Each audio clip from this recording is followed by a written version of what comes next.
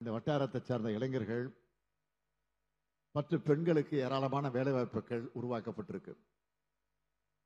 என்னுடைய கனவு திட்டமாக இருக்கக்கூடிய நான் முதல்வன் திறன் மேம்பாட்டு திட்டத்தின் கீழ் சிறப்பு பயிற்சி பெற்று இதே தூத்துக்குடி மாவட்டத்தை சார்ந்த 200க்கும் மேற்பட்ட டிப்ளமோ மாணவர்கள் இந்த நிறுவனத்தில் வேலை வாய்ப்பு பெற்றிருக்கிறாங்க.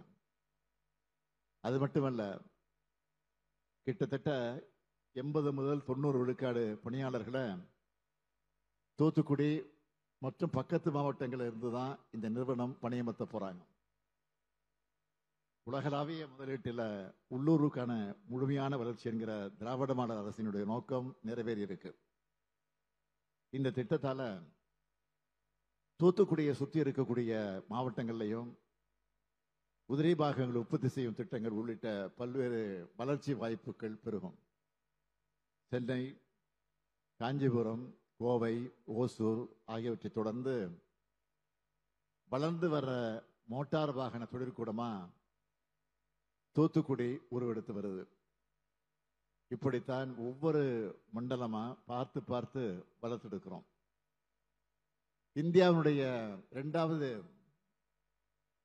முழு மின்வாகன உற்பத்தி திட்டம் என்ற வகையில் கடந்த 2024ஆம் ஆண்டு செப்டம்பர் மாதம் டாடா JLR நிறுவனத்தோட மின்வாகன உற்பத்திக்கு ராணிப்பேட்டை மாவட்டத்தில் அடிக்கல் நாட்டினேன்.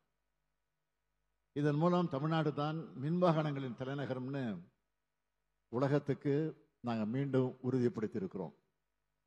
இப்பவே Hyundai, Nissan, Tata Motors, BMW, BYD, Ola, Ather, TVS, ampere போன்ற முன்னணி நிறுவனங்கள் தங்களுடைய மின்வாகன உற்பத்தியை தொடங்கிட்டாங்க. இன்னும் பல பாரம்பரிய கார் நிறுவனங்களும் மின்சார வாகனங்களின் பாதையை தேர்ந்தெடுக்க போறாங்க. தமிழ்நாட்டுக்கு மின்சார வாகனங்களை கொண்டு வர்ற இந்த சவாலான பயணத்தில் நீங்க எல்லோரும் எங்க கூட இருக்கீங்க என்பதில் எனக்கு பெரும் மகிழ்ச்சி.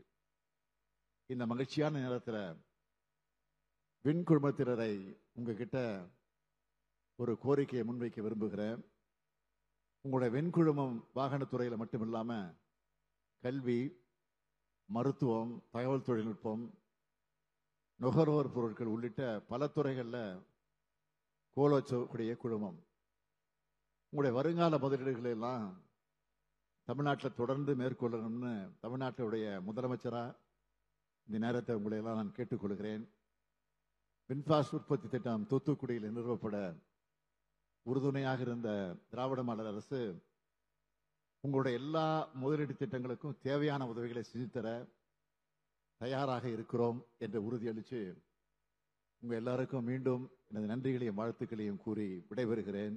நன்றி, வணக்கம்.